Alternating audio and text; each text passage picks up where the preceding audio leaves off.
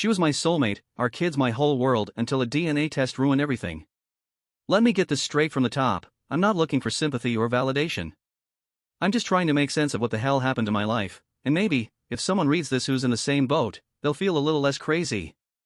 My name's Josh. I'm 38. I've been married to Maddie for 14 years. We met in college, cliché, I know. She was the outgoing theater major, always the center of attention. I was the quiet guy in the back row who actually did the reading. We clicked. Fast. By senior year, we were living together. By graduation, we were engaged.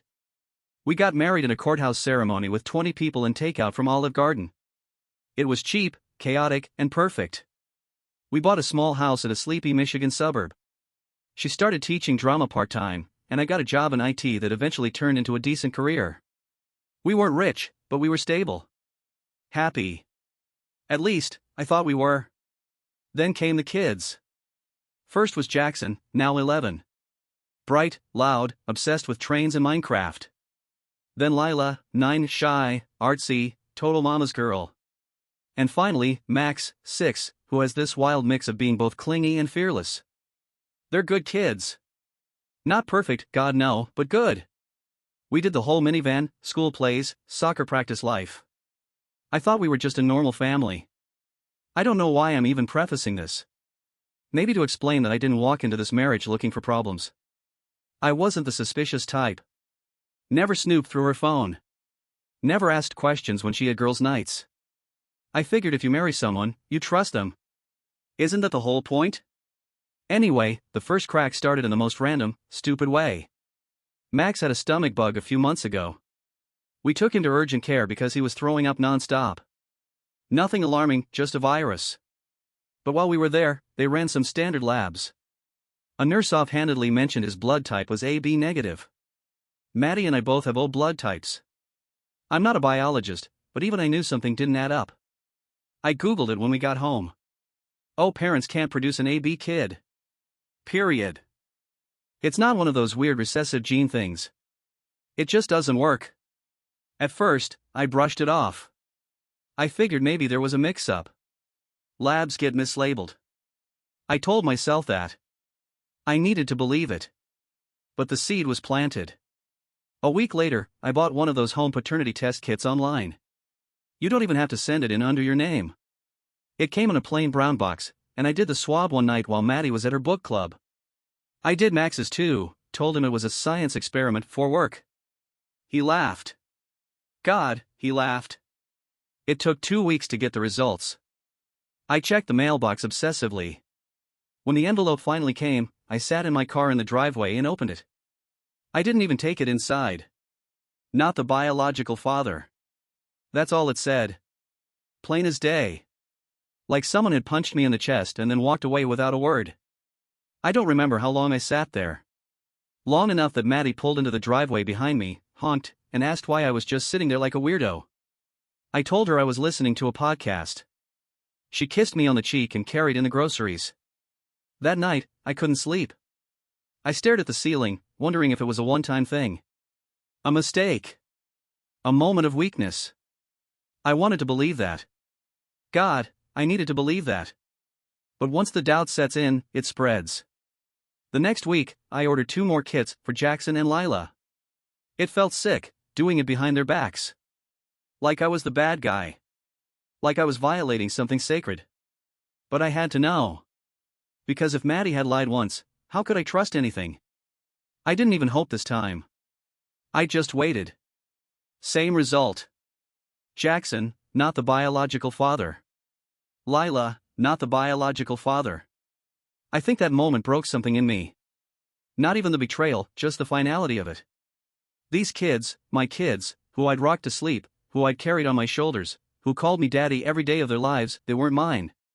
Biologically, anyway. The guilt hit me next. Because even in my anger, my first thought wasn't screw them. It was, what the hell am I going to do to them if this comes out? They love me. They don't know anything. They didn't ask for this. And Maddie, God, Maddie. I couldn't even look at her without analyzing every moment of our past like a crime scene. Every smile, every date, every night we laid in bed talking about names for our future kids. Was she lying then? Or did she just not think I'd find out? I started pulling away. Subtle at first, working late, too tired to talk, suddenly busy on weekends. She noticed. Asked what was wrong. I said I was just stressed. And I was. Just not in the way she thought. I'm writing this now at 2:47 a.m. Maddie is asleep in our bed. Max had a nightmare earlier and curled up next to her. I watched them for a few minutes before coming downstairs. I don't know what to do. Do I confront her? Do I stay for the kids? Do I walk away from a lie I've been living for over a decade? People always say they know what they do in a situation like this. I used to think that too. But when it's your life, your family, you don't know shit. I didn't confront her right away. I know that probably makes me look weak or passive, but honestly, I was paralyzed. I felt like I was living in someone else's body. I'd get up, make breakfast, pack lunches, do all the dad stuff. Max would hug me. Lila would ask for help with her math homework. Jackson would sulk because I limited screen time again. Nothing had changed for them. But everything had changed for me. Every smile felt fake. Every laugh was hollow. I was performing. The envelope with the results sat in my sock drawer for 4 days. Every night after the kids were asleep, I opened it again. I stared at the words like they might morph into something different if I just looked long enough. I wanted some explanation, some glitch in the system, some out. But deep down, I knew. I think I knew the second that nurse mentioned Max's blood type. After a week, the numbness turned into something else. Not quite rage. More like a simmering pressure in my chest that wouldn't go away. I couldn't look at Maddie without wondering who she really was. I kept having these flashes, her texting someone and then quickly flipping her phone face down, saying she was going out for errands in full makeup, long showers where I never heard the water running. Funny how your brain rewrites history when you find out you've been lied to. I started pulling away. I didn't realize it at first. I'd come home late from work and go straight to the garage, pretending to fix things that didn't need fixing. I stopped initiating conversation. I stopped touching her. I even slept facing the other way. She noticed. Of course she noticed. She asked if I was okay. I said I was tired. She offered to plan a date night. I said I was swamped. She asked if I was seeing someone else. That part almost made me laugh. The irony was just too much. Then came the night I couldn't keep it in anymore. I walked into our bedroom with the envelope in my hand. Maddie was folding laundry on the bed, socks, tiny shirts, pajamas with rocket ships on them. She looked up and smiled. I remember thinking how normal that moment looked from the outside. I handed her the envelope. She didn't even know what it was at first. She opened it like it was junk mail. And then I saw it hit her, the shift in her eyes, the way her face dropped as she read the first page. She went completely still. "Where did you get this?" I told her. Calmly. No yelling. No name calling. I was eerily quiet, like I was watching the conversation happen from outside my own body. She sat down on the bed like her legs gave out. For a second, I thought she might deny it. But she didn't. She just started crying. Not dramatically. Not loudly. Just crying. Soft and steady, like she'd been holding it in for years. "I didn't know," she said. I almost laughed. "What do you mean you didn't know?" "I didn't plan it. I didn't do it to hurt you. I made mistakes. I never meant for them to become part of our lives." I asked her if she was saying she didn't know the kids weren't mine. She said she never did the math. She never questioned it. That I'd been such a good dad from day one, she let herself believe they were mine in every way that mattered. Then she told me about the other men. 3 separate affairs. Short ones, she claimed. Each one tied to a rough patch. One was during our first year of marriage, we were figuring stuff out. Another during her postpartum depression after Lila, I felt like I didn't exist. The third one, when Max was conceived, you were working late all the time, and I felt invisible. She said she thought I'd leave if I knew. That I'd see her as ruined. That she couldn't imagine raising kids without me, so she buried it. Tried to move on. Pretended it never happened. I couldn't speak. I just stood there, heart hammering, jaw locked, stomach churning. I wanted to yell. Throw something. Demand names. Dates. Details. But I didn't. I felt like if I opened my mouth, something inside me would break permanently. So I turned and walked out. I grabbed my keys and drove. No destination. Just away. I passed gas stations, schools, restaurants where we used to eat as a family. Everything felt tainted. Fake. I thought about calling someone, my brother, a friend, even my mom. But I didn't want anyone to know. I couldn't say it out loud. I parked outside my brother's place around midnight but didn't go in. Just sat in the car, engine off, windows down. It was cold, but I didn't care. I must have dozed off because I woke up with a stiff neck and sunlight in my face. I texted my brother, "Can I crash for a bit?" He replied instantly, "Of course." "You okay?" I lied, "Just some personal stuff. I'll explain later." When I came back to the house the next afternoon to grab a bag, Maddie was waiting in the kitchen. She looked like hell.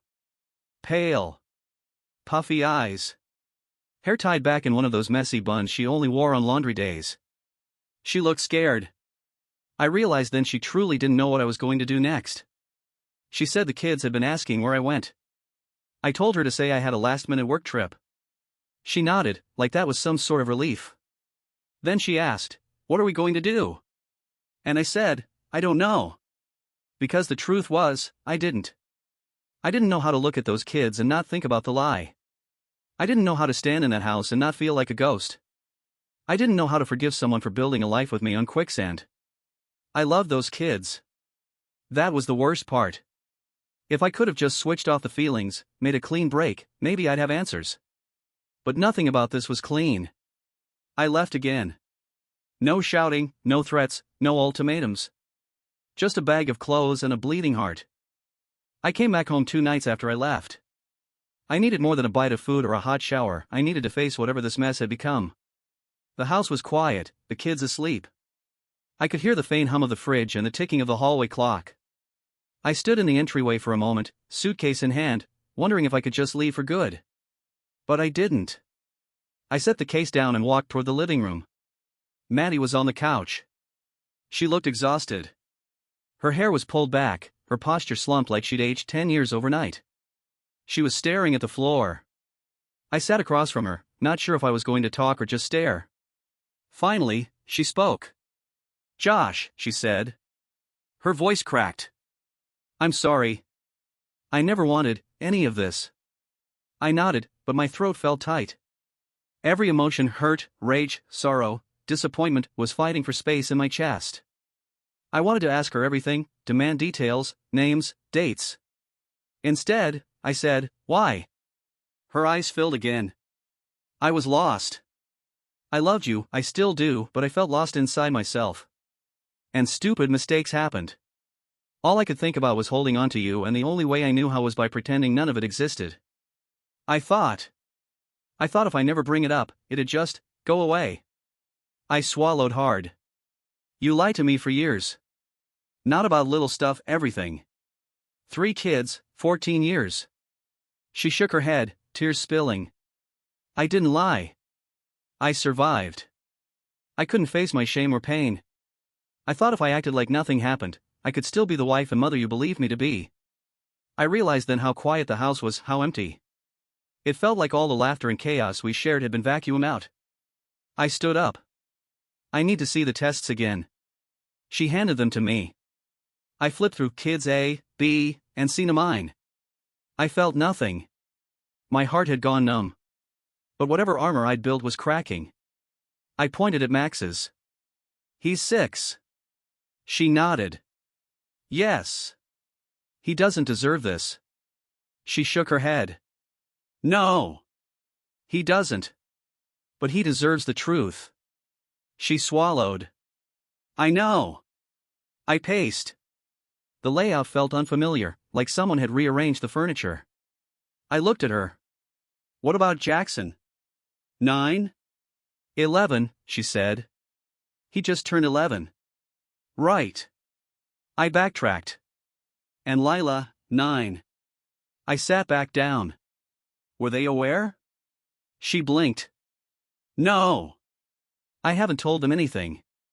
My stomach churned. My vision blurred. I tried to keep it together. Okay, I said. We tell them. Together. Her face went pale. She reached to grasp my hand. Really? I nodded. Yes. They deserve that. She let out a shaky breath. Fine. We sat together at the kitchen table after breakfast. The kids sat opposite us. Jackson, with his furrowed brow. Lila avoiding eye contact. Max clutching his favorite dinosaur toy. My hand shook under the table, and I squeezed Maddie's briefly. I started. Kids, there's something important I need to tell you. You might have heard Mommy and Daddy talking. My voice cracked, but I kept going. There's something about your blood and what it means. Their eyes widened. Silence stretched. I swallowed again. The tests show that Dad isn't your biological father. Jackson's mouth dropped. Lila gasped. Max looked confused. I caught Maddie's eyes, her posture shrinking. I took a deep breath. But I want you to know, biological or not, I'm your dad. I've been your dad since the day you were born.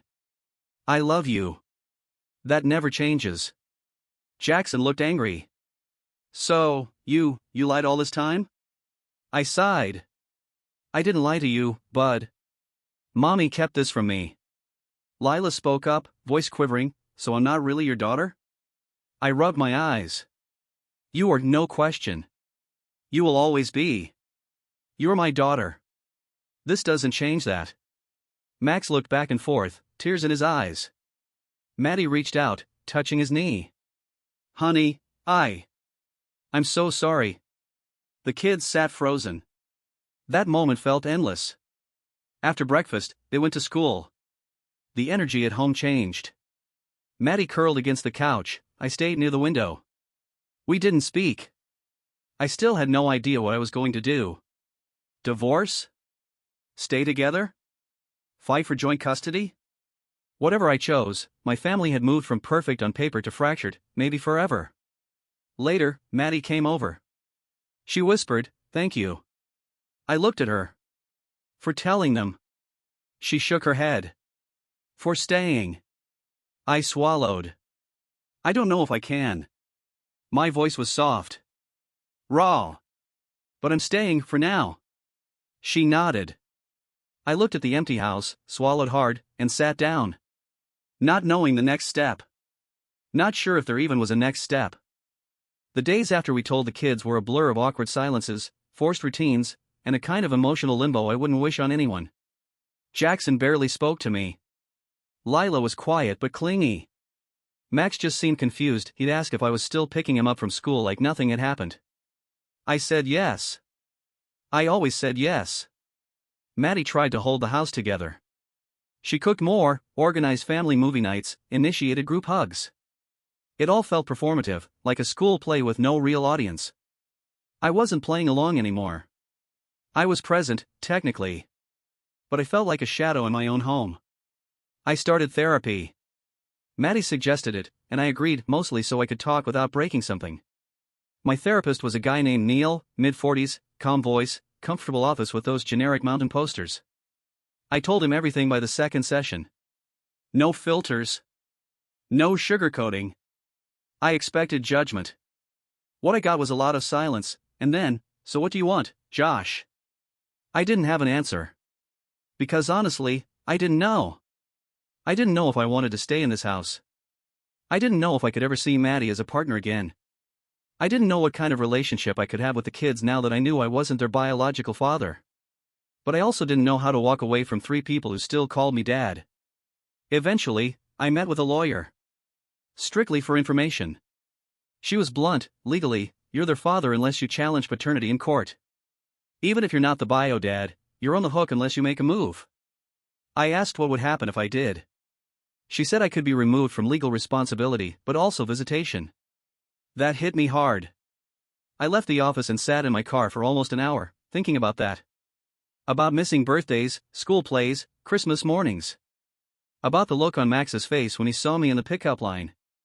Back at home, things didn't get better. Maddie and I tried to talk civilly, but the tension was constant. Every conversation ended with one of us walking out.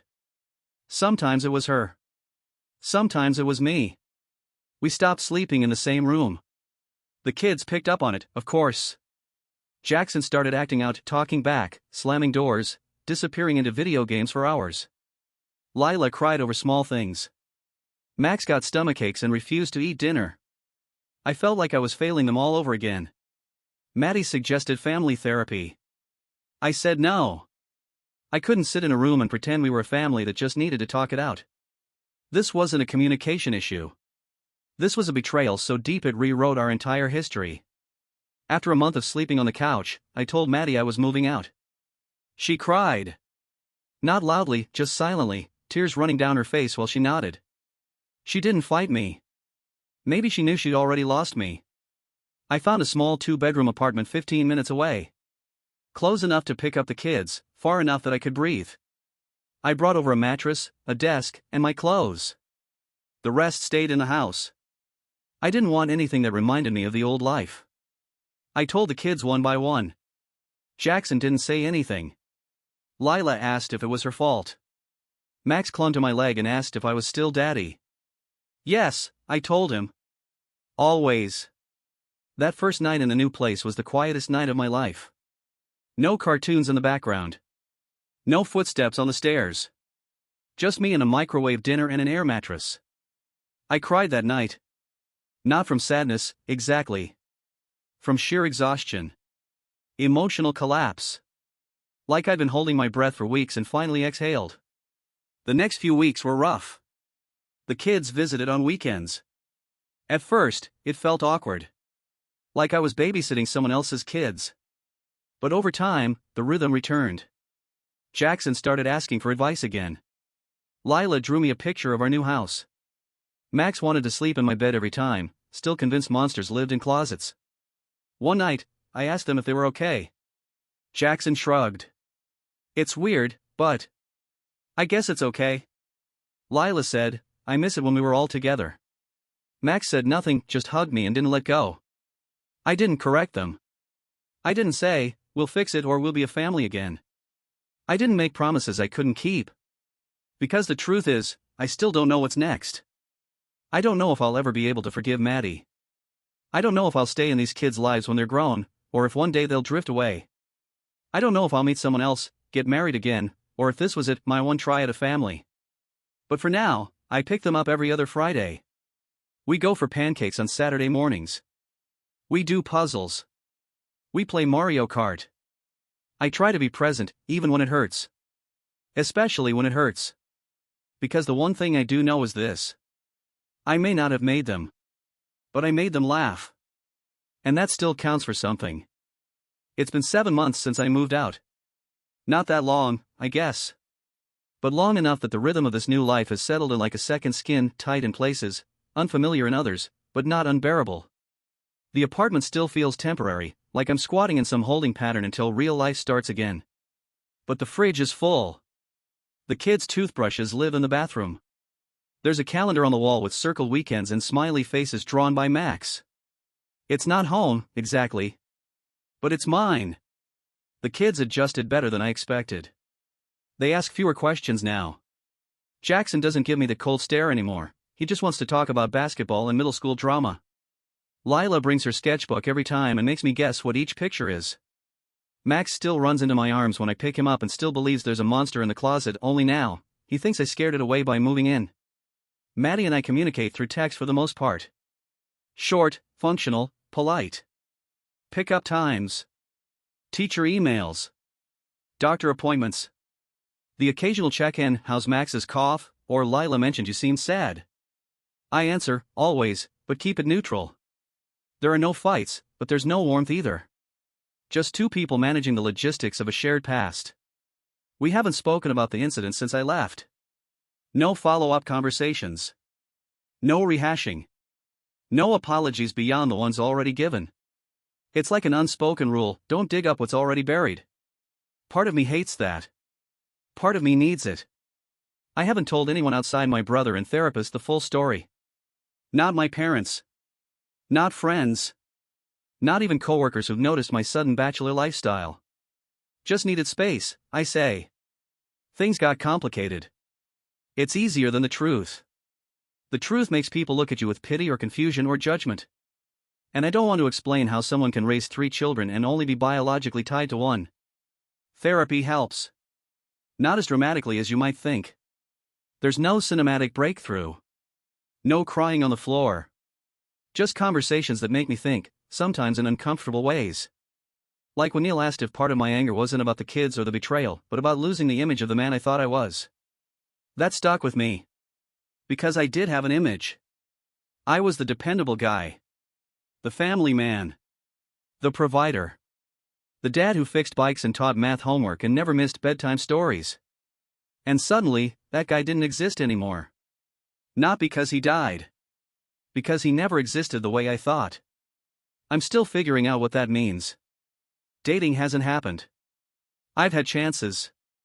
A coworker asked me out for coffee. A friend of a friend tried to set me up. I said no both times. Not because I'm bitter or pining for Maddie. Just tired. Cautious. Maybe not ready to start something when I haven't even finished grieving what was. Grieving feels weird in this context. There was no death. The kids are still here. My health is fine. I still have a job. But grief, I've learned, doesn't require a funeral.